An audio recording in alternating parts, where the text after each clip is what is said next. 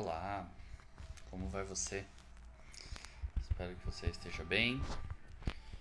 Hoje é dia 1º de novembro de 2024 e devido a problemas técnicos, nossa palestra não começou no horário, mas aqui estamos e vamos lá, né? Vamos à nossa pequena exposição de hoje.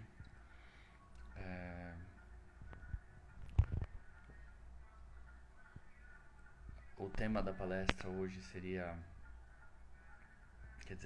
né? Dia de Finados, que se comemora no dia 2 de novembro. E a ideia é a gente falar um pouco sobre e expandir um pouquinho do nosso conhecimento. Antes de começar, vamos fazer uma oração para chamar os nossos amigos para perto da gente, para que a gente consiga ter clareza nos pensamentos, para que a gente consiga ter um bom encontro. Então, com a permissão de Deus, com a ajuda dos nossos amigos que nos acompanham, pedimos que o nosso encontro seja saudável, seja esclarecedor, nos traga bons pensamentos e de alguma forma aumente a esperança aí no nosso coração. Isso nos faça bem de alguma forma. Vamos lá. Então, gente, dia de finados amanhã, né? Amanhã, né? No dia 2 de novembro. O que eu gostaria de começar dividindo com vocês é um primeiro pensamento, uma primeira reflexão do porquê que a gente guarda, porquê que a gente precisa, né, de um momento para lembrar dos que vieram antes de nós, daqueles entes queridos, daquelas pessoas que conviveram conosco e que hoje já não estão mais aqui, né, diretamente em carne e osso. Se alguém conhece alguma religião que não faça nenhum tipo de homenagem ou que não busque, não dê uma resposta para essa pergunta que é o que acontece após a morte, escreve aí pra gente em algum lugar, no chat, manda uma mensagem, um direct, né? Porque todas as religiões precisam responder essa pergunta, né? Ela é uma pergunta que envolve justamente um mistério aí da fé. O que acontece depois que a gente morre? A gente, o corpo físico, né? Como eu sempre digo, a minha orientação ela é espírita kardecista, e então o que eu falo tem muito a ver com os ensinamentos do espiritismo. No espiritismo, o primeiro pilar básico do espiritismo ali, a página 1, é que existe a reencarnação e que as pessoas, depois que morrem, mantêm a sua consciência de si mesmos, mantêm a sua unidade, o seu ser, né? Então, o espiritismo responde dessa forma e isso é um conceito chave para a gente entender, por exemplo, a justiça de Deus, para entender por que existe aí ou como, né, ou para que existe a evolução da moral, né, por que fazemos o que fazemos, né? Se não houvesse o amanhã, se não houvesse uma vida depois da vida, muitas dessas coisas não teriam sentido, né? De forma que, então, comemorar o Dia dos Mortos ou lembrar o Dia dos Mortos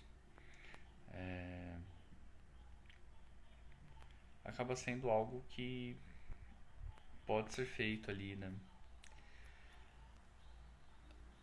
A gente sempre vai dialogando com um pouco da tradição católica e um pouco da fé religiosa ali, né? De outras religiões, né? O catolicismo tem uma influência muito forte ainda no comportamento, né? Por ser uma religião com, com tanta força, tão antiga, né? E o que eu acho que seria importante a gente guardar do nosso encontro de hoje daqui, né? A mensagem central desse nosso encontro é que não importa como a gente experiencie, né? Não importa como seja a nossa vivência do, do luto ou do dia dos finados, é importante que a gente se lembre dessas pessoas que se foram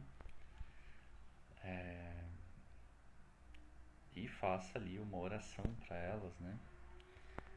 Para elas, por elas, enfim. Se a gente fosse colocar de uma forma mais popular, uma forma mais alegre, uma forma mais divertida, quase como que os mexicanos fazem no Dia dos Mortos, né? Tem até aquele filme que ficou bem famoso, que é o Viva, a Vida é uma Festa. É como se a gente anualmente revisitasse, ou ligasse ou mandasse um abraço para alguém que se foi e que hoje a gente não enxerga mais, porque não tem um corpo de carne e osso, mas que está num outro plano, né? O espiritismo ele vai chamar de plano espiritual essa dimensão onde vivem as pessoas que já morreram aqui na Terra. E esse é um dia de reencontro, então, né? Mas cada vez que a gente faz uma oração, a gente tá entrando em contato, né? E aí a conexão com o dia de hoje, dia 1º de novembro, que é o dia de Todos os Santos, que também é um dia que vem do calendário católico, né? Por uma breve pesquisa ali que eu fiz, essa comemoração ela vem ali da época do ano 600 e pouquinho depois de Cristo, então 600 depois de Cristo, faz 1400 anos, né, que se comemora ou que se estabelece um dia para homenagear, para recordar aquelas pessoas que tiveram uma vida dedicada, né, ao outro e que por fim viraram referência, né, que são os santos católicos, né? Geralmente são pessoas que fizeram algum tipo de milagre ou tiveram algum tipo de vida muito dedicada a uma caridade ou alguma coisa assim, né? Ajudaram, enfim. Tô sendo super superficial, obviamente, mas pra gente entender que essas pessoas que são tidas, né, no catolicismo como santos, na visão do espiritismo, são pessoas como eu, como você, mas que vieram à Terra com uma missão, digamos assim, né, um objetivo, um plano encarnacional voltado para aquela caridade, ou seja lá o que for, e que cumpriram esse plano, né? Claro, são pessoas que já tinham em si o desenvolvimento das habilidades, das condições para serem como foram, né? E expandiram ainda essa condição. Então, vou ser mais objetivo. Então, uma pessoa muito caridosa, ela já era assim. Quando ela encarnou com a missão de expandir, de espalhar o exemplo da caridade, pela prática da caridade, ela também conseguiu expandir em si essa habilidade.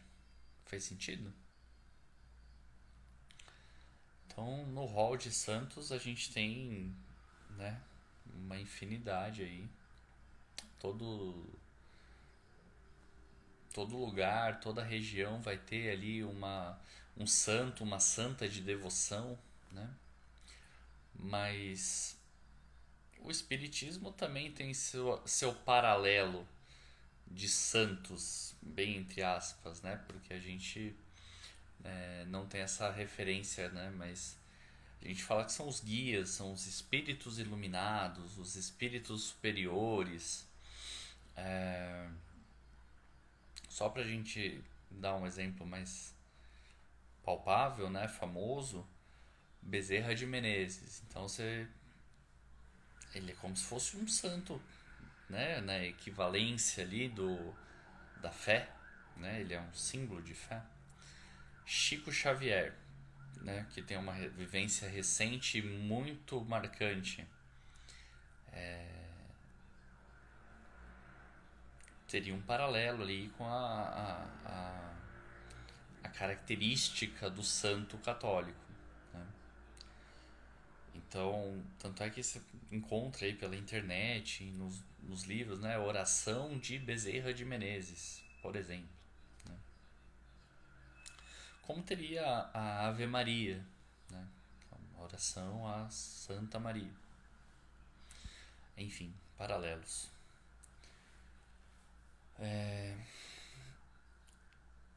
Independente disso, e já encaminhando o nosso encerramento, porque o tempo passa super rápido, a ideia é que a gente aprenda a se relacionar com essa passagem, né, de um plano, que é o plano físico, para o plano espiritual, que é um plano mais... que é outra dimensão, né? A gente sempre fala assim que é como os status físicos da matéria. Então você tem a água lá na forma de gelo. E aí você tem a água em forma de vapor. A água deixa de ser água porque ela deixou de ser gelo e virou vapor? Não, né?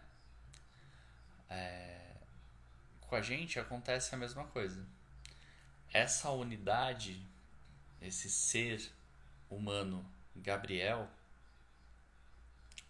hoje está em estado, comparando, né, em estado sólido da matéria. É um gelo, né? E quando eu morrer, esse corpo de carne e osso que eu habito, que eu vivo nele, né? Eu vou deixá-lo e vou para um estado gasoso, etéreo, né? Um estado que seria outra dimensão, que é o chamado plano espiritual. E deixo de ser visto e compreendido aqui como ser humano vivo, encarnado, e passo a ser uma pessoa desencarnada, né? Portanto, sem carne. Mas a minha essência, a minha unidade, o meu ser permanece intacto, porque a vida é eterna, na perspectiva do Espiritismo. A inteligência, a consciência, ela se preserva, ela se conserva. E conectando de novo, né, ao dia dos finados,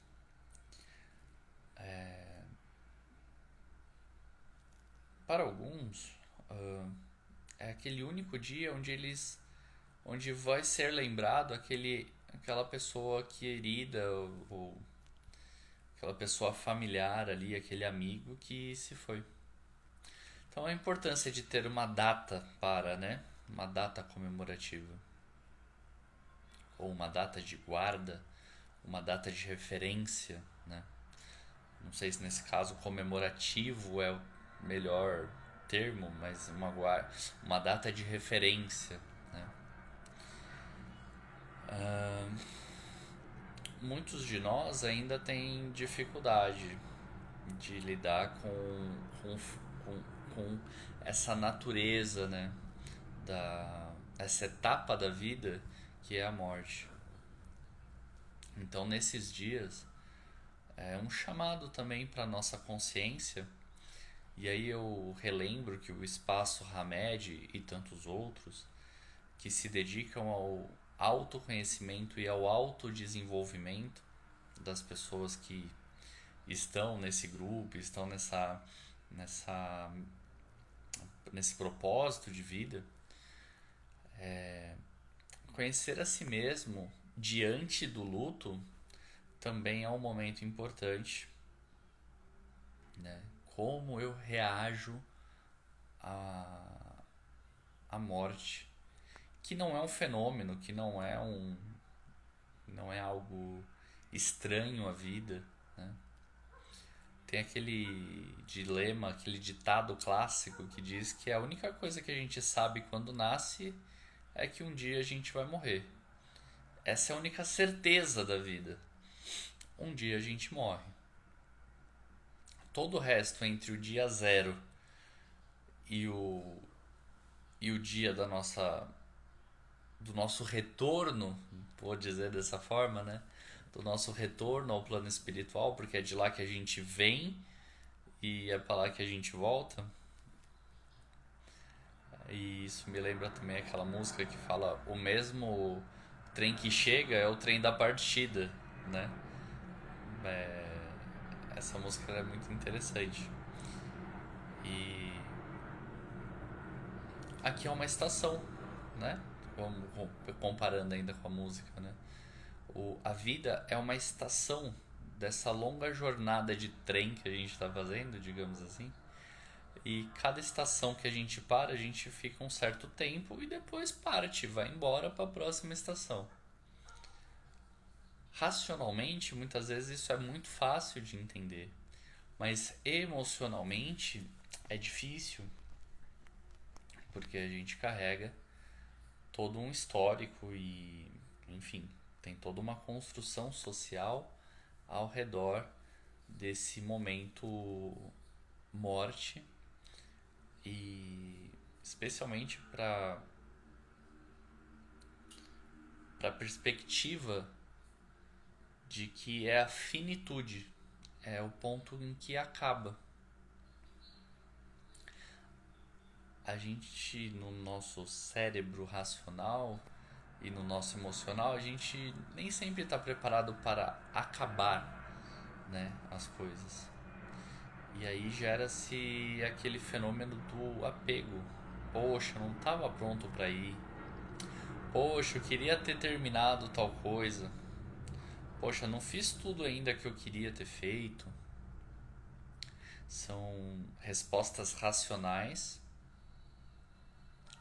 que tentam justificar ou dialogar com um comportamento de negação.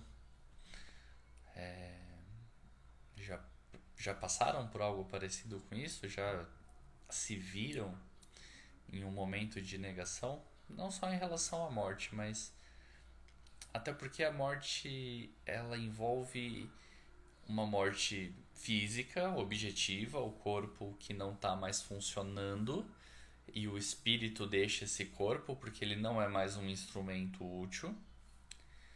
Mas a gente tem muitas mortes simbólicas. Já pensou em morte simbólica? Como, por exemplo, estar doente é uma morte simbólica da saúde. Envelhecer é uma morte simbólica da juventude. Enfim, a gente pode achar outros exemplos, mas a questão é que lidar com essas mudanças, esses novos cenários, sabe aquela também muito famosa, né, que o novo ele traz o medo com ele, a gente fica com medo do novo, entretanto o novo sempre vem, né? Então, qual que é a segunda proposta? A primeira proposta era a gente falar um pouco sobre o comportamento diante do dia de finados e pensar um pouco como a gente se relaciona com isso. E a segunda proposta aqui, né, do nosso encontro é pensar como eu me sinto diante da finitude, né? Diante das mortes que acontecem ali no nosso cotidiano. Se você se perguntar sobre isso e for conseguindo respostas, você vai se conhecer melhor e provavelmente quando acontecer o evento morte física, sua ou de alguém que você conhece, você vai ter provavelmente recursos para lidar melhor com aquele momento e apoiar também quem estiver ao seu redor. E aí, por último, para encerrar de fato, por mais que a visão espírita ou uma visão mais desapegada mesmo de outras religiões nos traga uma tranquilidade ou possa nos trazer uma tranquilidade diante de um momento de luto de uma outra pessoa que nós não sabemos como lida com isso ou como está se sentindo naquele momento. Não podemos simplesmente falar, mas a vida é assim mesmo. Essa pessoa, ela partiu, né? Enfim. Ela continua viva. Ou foi melhor para ela. Sabe essas frases que são comuns? Então, tomar cuidado, ter a sensibilidade. Muitas pessoas no dia de finados têm o hábito de ir ao cemitério e fazer suas orações e fazer seus rituais, né? E quem tem uma visão mais desprendida não entende ou julga falando, olha lá que bobagem, ó, o morto ele não tá lá no cemitério, ele tá no plano espiritual, ele tá em outro lugar.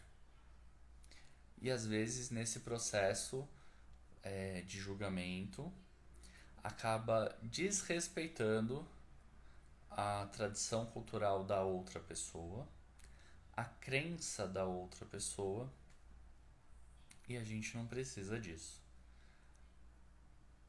A vivência do pós-mortem, né, é de cada um.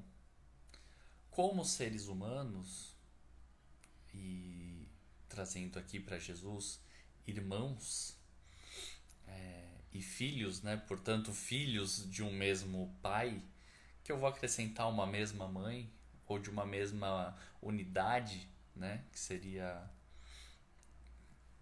para o espiritismo e para a vertente católica e enfim, Deus, que é essa força criadora. É desrespeitoso com esse irmão, né? Então, a ideia é que a gente possa acolher, buscar aceitar, entender. A minha crença não precisa ser igual à sua, mas eu preciso respeitar a sua crença e a sua prática, né? Como você vivencia essa crença, porque é assim que você faz. E eu não tenho lugar de fala para comentar nada sobre, percebe? Então, é isso, gente. Hoje, dia 1º de novembro de 2024, vamos agradecer a todas as pessoas. Aliás, por uma oração de encerramento, eu proponho que a gente agradeça assim, né? Logo que terminar, mais concentradinho e tal, de fato. Queria agradecer a todas as pessoas que trouxeram o seu brilho, a sua luz ao mundo e puxaram o progresso do mundo em algum campo, seja da ciência, seja no campo moral, seja no campo dos sentimentos. E eu estou dizendo todas essas pessoas que hoje são reconhecidas como santos, santas, como referências de amor, como referências de caridade. Muitas pessoas anônimas que fazem trabalhos ou fizeram trabalhos grandiosos de acolhimento, de caridade, que espalharam exemplos práticos de como se deve amar ao próximo como a si mesmo e a Deus acima de todas as coisas. Muito obrigado a todos vocês que nos antecederam. De certa forma, peço ou pedimos perdão a Deus por nós não sermos ainda estas pessoas. Ainda nos falta. Fazemos hoje aquilo que podemos até que tenhamos condições de fazer melhor. E estamos aqui hoje trabalhando por esse melhor. Trabalhando por nos renovarmos internamente, com o apoio de Hamed, inclusive, e de outras referências, como Jesus, como Chico Xavier, como Bezerra de Menezes, enfim, não importa quais os expoentes nos movem a ir à frente, mas estamos nessa jornada também. E para os nossos entes queridos mais próximos, que estiveram conosco, que dividiram a sua jornada conosco, nossos amigos, parentes, conhecidos, enfim, não importa. Um beijo, um abraço, sintam o carinho, o calor da nossa oração. Estejam bem, onde quer que vocês estejam. E é isso. Beijos de luz a todos, fiquem bem e qualquer coisa a gente está por aqui também. Até mais. Tchau, tchau.